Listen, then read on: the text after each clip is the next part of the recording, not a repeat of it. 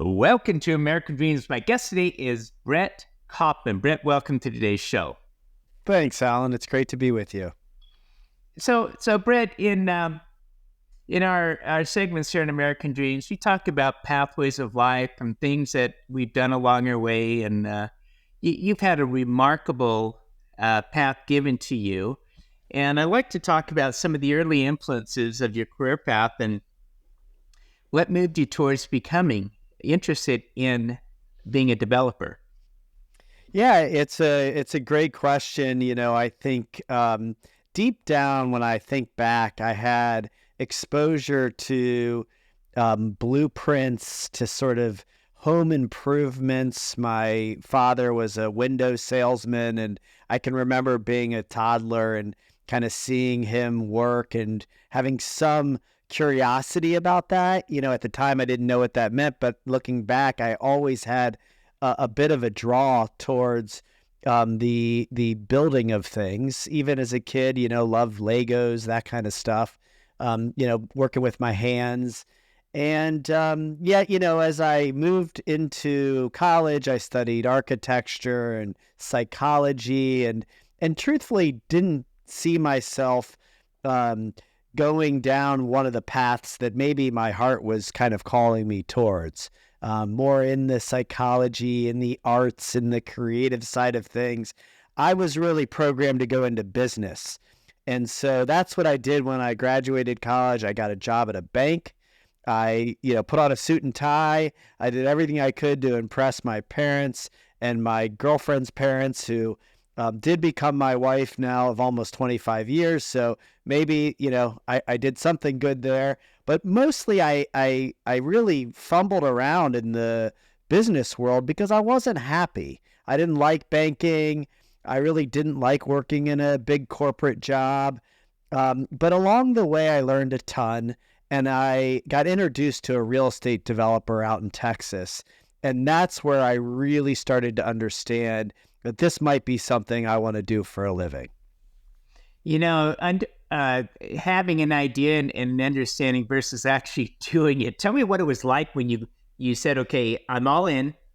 I'm moving out of this old career into a new path. And what was it like getting your first client, and how did that really come about?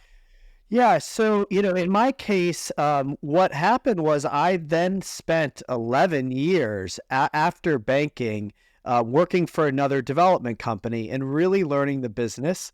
In the last few years of that, I was really running the business and started to develop, my own ideas for how I thought development could be done, and doing that in a way that included some of those things that were in my heart that I was passionate about. So, once I kind of got some practice in really all of the aspects of doing the job, and then I took some small risks by, kind of testing my thesis, which really was that you could do higher design things at more affordable prices, and you could include then activities, events, programs, amenities that would really be geared towards the passions of our end customer. And I tested that on some smaller projects, little duplex here, a 4-unit there. We converted some stuff at my old company and practiced it there. And once I was crystal clear that I not only knew it would work, that I really wanted to do it, that this was the thing I wanted to spend my life doing, then it was a pretty easy jump. It appeared to be a big risk. I had plenty of people trying to slow me down, tell me, are you sure? Be careful. But I had been doing a lot of work for the last, 15 years before I started my company to really feel very confident. And really, in my case, it wasn't a customer, it was a deal. I had a deal. I believed it would work, and I took the jump. Brett, you brought out something in that last comment about taking a look at what gives your customers a passion. What are they interested in? It's something a lot of entrepreneurs get right away, and it's a sign of your true entrepreneurial spirit of thinking in terms of the other person's interest. But I want to flip this around: is what gives you the most satisfaction the things that you do. hmm Yeah, I mean, I think Elon Musk has a saying that, the definition of profit is, how much value can you create for somebody else? And, I really do like what to answer your question, what fills me up. There's a lot of things that really fill me up, but at the end of the day, I think deep down, kind of at like a soul level, what really fills me up is being able to do something that makes a difference in someone else's life. And that does not have to be separate from profit, and if you can really build things that are energizing, that are exciting, that are innovative, that, allow you to be creative, to bring the things that you're passionate about into the work, and then have it be something that other people really benefit from, really get value out of. That's very, very fulfilling for me. So, one of your interests is in building conscious communities through your Oh, wow. developments. What is a conscious community? Yeah, it's sort of a new category, but people have referred to it over the years in different ways. So, some people will say it's intentional or purposeful. We use the word conscious community, the language conscious communities. And really, what that means is that we are mindfully curating and crafting physical and now virtual environments where people are able to connect to each other, to connect to the things that they're passionate about, to collaborate, to learn, to grow, to shift, to hopefully give back to the community, to the broader community, to make a difference in the world. Everything that we build is designed, programmed, mindfully, consciously created with the intention that it will make a difference in the end user's life, and consequently, hopefully make a difference in the community we're building in. And if we can replicate that across the country, maybe we can make a little dent in the world. Project Gravity is one of your current developments focused on this conscious community. What sparked this idea, and how did it roll into fruition? hmm Yeah, I mean, I think, like I explained a little bit with my career, for me, it's been a life's work. And I think that's important to really underscore, because a lot of times I think today, especially, people are looking for quick hits and to have ideas and then, expect them to turn into billions of dollars overnight. And, for me, this has been my life's work. And, the sparks go back to those childhood memories. And, really, I would say that the biggest thing that helped me come to the idea of building conscious communities was really doing my own interpersonal work. And the more that I started to clear out what I believed and who I am and what my purpose was and what my identity is and what I thought about the world, the more I could gain the strength to not only have clarity of vision, but belief and execution. And so, this is constantly bringing in things that I'm learning in my own life that I want to share with other people. Things that I've had to maybe travel across the country or spend a lot of money to learn, that I want to make accessible, going back to that original ideas. Like, how do we make these life-changing events, programs, content, opportunities for people to connect and collaborate? How do we make that accessible right here in a community like Columbus, Ohio? That you don't have to go to California or New York or somewhere around the world to learn and grow and be around like-minded people. You've spoken about the importance of art and wellness and community building. Can you elaborate on these elements, how they contribute to a healthier, more connected society? Yeah, I think what we've tried to do at Gravity in particular is try to meet people where they are.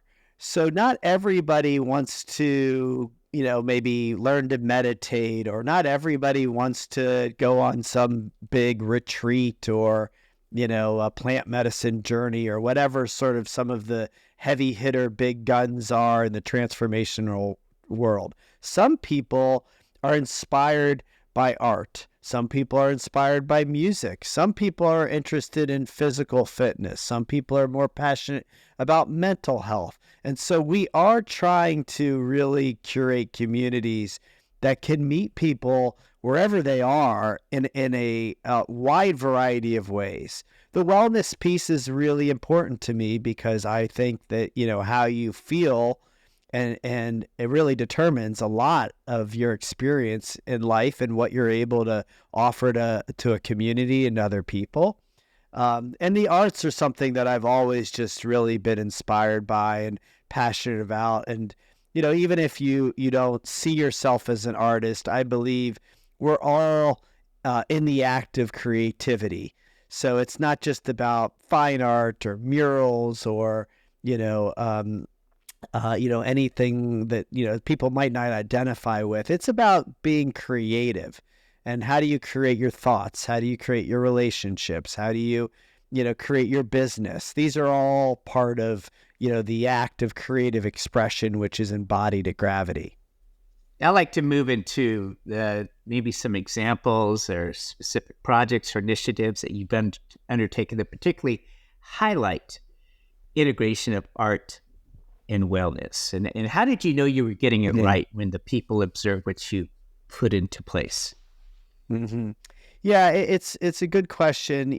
When I started the Gravity Project, I like to say that I walked into a neighborhood here in Columbus called Franklinton, which was very, very early stage, up and coming creative arts district. Mostly it was a place where all the displaced artists had landed from a prior arts district in town, and they were all scattered. There wasn't a lot of signs of what it was, but I noticed it, and what it felt like to me was when I walked into my high school art room. I thought, this is a place where creatives want to be, and how can I build a community that doesn't displace the artist but supports the artist? So we have worked with artists in the neighborhood, in the community, and around the world to curate art everywhere in the project. There's dozens of murals, some of them by the top muralist in the world. There's sculptures, there's placemaking, and there's fine art that's hung throughout our communities. We do artist in residence programs where we give away free homes to people who are going to create art and teach and educate our community. It's a everybody wins program. So, there's a lot of ways in which we lean into the arts. We had a large mural festival last year, which we're going to do again this year. Where again, locals and international artists will be working together to really paint the community and make sure that it really has honors the arts that got me inspired to begin with. So, what are some of the biggest challenges you face, particularly in the community development? Yeah, they change. Currently, the capital markets are very challenging. Nobody really predicted interest rates going as high as they are, and lending environment, shifting as much as it has. So, there's always challenges in the fundamentals of the real estate. There's increased construction cost, or, just a difficulty in getting the economics to pencil and to work and to get a deal started. Real estate development is very complex. There's a lot of labor and time and zoning and, politics and legal and, finance, all the things. So, you have to kind of expect, and I've been doing this long enough to know that, there's going to be challenges. There are going to be coming from different angles, and you just have to, learn how to navigate them. I think that the easy part for me is because this is kind of my unique ability, is the vision and is bringing the kind of fun, exciting aspects of the physical community, the events, the programs, things like my podcast. That to me is easy, lucrative and fun, as our friend Joe Polish would say.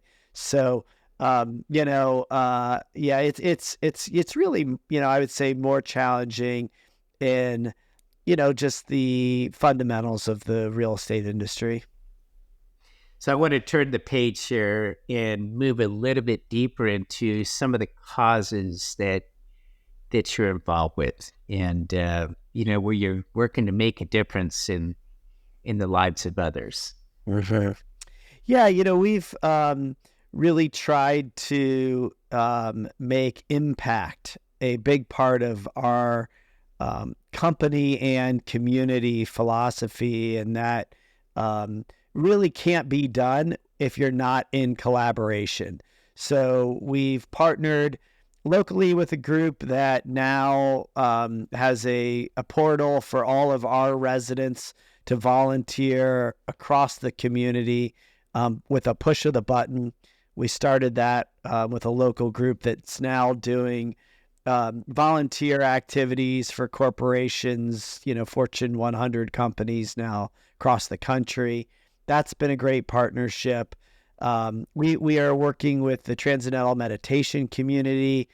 We have a TM center at Gravity, and we're working on big national programs, city by city, to teach first responders and underprivileged kids mindfulness and meditation techniques.